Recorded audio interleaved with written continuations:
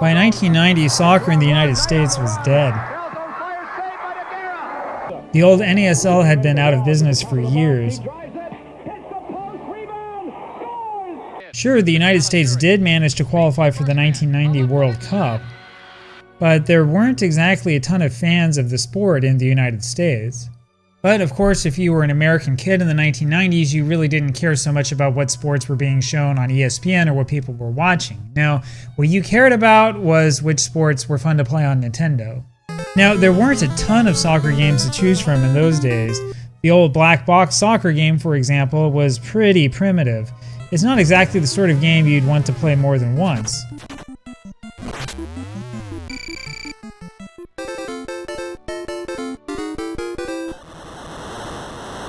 Goal by Jaleco had come out in 1989 and it was bad. Oh man, this game was bad.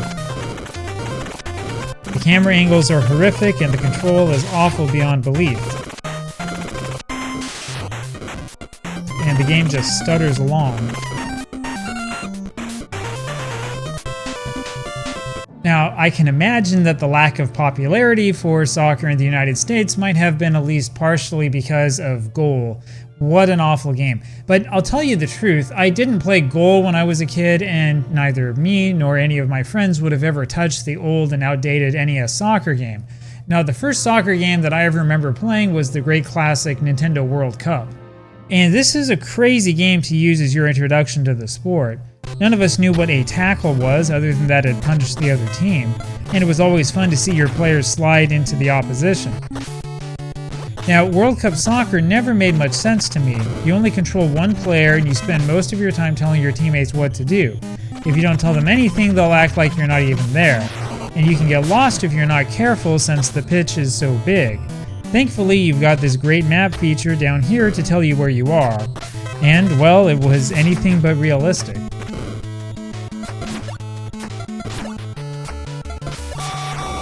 The best part, of course, are the super shots you can take when you push A and B together at the right time. But the worst part is that the game is simply too easy. It's also pretty boring, especially from a modern perspective. Okay, so it's not an actual simulation of the sport, and it's certainly nothing like Football Manager. It was fun though, which is all we needed when we were 10 years old. But I've always wondered what in the world was up with the presentation. And well, the real story behind Nintendo World Cup Soccer is actually really interesting. Well, World Cup Soccer was made by a company called Technos, a video game company that had only been around for a few years. Technos specialized in making side-scrolling fighting games. In fact, the company's real hit was this game, Nekketsu Go Ha Kuniko-kun. The first part of that game, Nekketsu, literally translates to hot-blooded. The second part, Go Ha, means tough guy. The game was known in the West simply as Renegade. It started out life as an arcade game with a simple premise. You needed to beat up all the bad guys. It was kind of an odd game, one button attack to the left, the other button attack to the right. The Famicom and NES versions had simpler graphics and slightly easier gameplay, but kept the really odd control scheme. Now, Nekketsu Go Ha Kuniko-kun was the first of what they call the Kuniko-kun games. You see, Kunio was the name of the protagonist, the renegade in the first game who beat up all the bad guys, and for whatever reason, Technos decided that it would be great to make a series of games based around this character, almost like he was their Mario. And so in 1987, Technos came out with the second Kuniko-kun arcade game. This was Dodgeball. This was technically called Nekketsu Go-Go Dodgeball-bu, or Hot-Blooded High School Dodgeball Club. In the West, we know it as Super Dodgeball. You've probably played the NES version before. It's legitimately one of the best sports games on the console. The constant screen flickering is a problem, of course. And the backgrounds in the US version are ridiculous. But it's certainly easier than the Japanese arcade version, which must have eaten up a lot of quarters. But what I don't understand is why they decided to go for dodgeball of all possible sports. I mean, was dodgeball really even a thing in Japan in the late 1980s? Anyway, I consider it bizarre. If you know why, let me know. The original Japanese version has an opening sequence that makes the connection to the Kunio-kun franchise. And I guess it was like a parody of the fighting game or something like that. Yeah, I don't know. Keep that in mind when people tell you that there isn't any creativity in Japan. I would argue that there was probably too much creativity in this case. Anyway, the third game, Downtown Nekketsu Monogatari, or Downtown Hot-Blooded Story, went back to the beat-em-up genre. You probably know this game as River City Ransom in the West, and it was quite popular. Honestly though, this kind of game doesn't really hold up that well over time, at least in my opinion. You just move to the right and punch people. At least the controls are easier than the original game, however, and you'll notice that this game has a very distinct artistic style. It's in the same artistic style as World Cup Soccer, and let me tell you, that really confused a bunch of kids.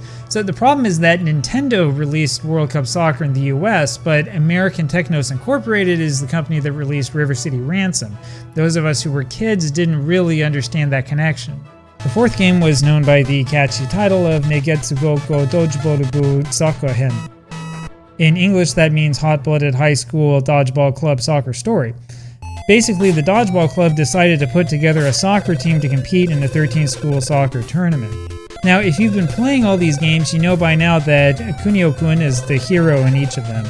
And by this fourth game, it's obvious that he's the one you're controlling. Well, in Japan it was obvious anyway. So since he's the leader of the gang, he orders the other players or gang members to do what he wants them to do.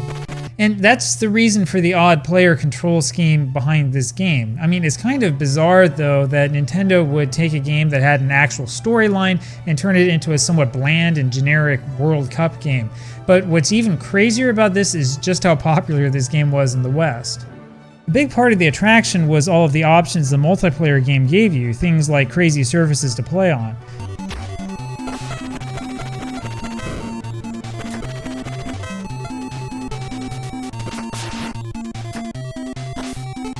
This was one of the few NES games that had 4-player capabilities, which actually was a pretty big deal back then. But of course there were some problems, like the complete lack of even the most basic rules of the sport. And one thing I'm really having a hard time trying to figure out is whether this game was popular at all in Japan. Well, this game was released on May 18th, 1990 in Japan, and Biweekly Famitsu ran this extremely small review of the game. Notice that the picture on top is in black and white for some reason. So I thought at first when I saw that this was the Game Boy version, which is kind of confusing since it didn't come out until April 1991. Anyway, all of the other games presented in black and white in that magazine issue were Game Boy games. I don't understand why this NES game was put out in black and white. Now, the Game Boy version, which was also released in the United States, plays a bit more smoothly than the NES version. However, the flickering is awful, and the screen just isn't big enough for you to see what's really going on. But the best version of all of this game was made for the Sega Mega Drive, known out here of course as the Sega Genesis, and of course that only came out in Japan. The Genesis version is by far the best in this series and is not even close. Everything looks great and plays great. There's no screen flickering at all. The controls are excellent and the game plays at a satisfying speed. However, this game was also largely ignored in Japan. Even Technos advertising focused more on the Super Famicom version of Super Dodgeball. I couldn't find a single ad for the soccer game. Anyway, there you have it. Now, I would be doing you a disservice if I didn't show you the best sports game in this series. It's not the soccer game, it's not a football game, it's not the dodgeball game, but it's easily one of the best Famicom sports games of all time. That would be this game, Ike Ike Nekketsu Hokibu, which translates to Go Go Hot-Blooded Hockey Club. The story is the same. Kunio-kun and the gang decide to form a hockey club for reasons. Anyway, it has the tag team mode enabled by default so you control whoever's closest to the puck. The fun part, of course, is that you can beat guys up with your stick, and the computer players start to freak out if they get really angry. They can get tossed into the penalty box.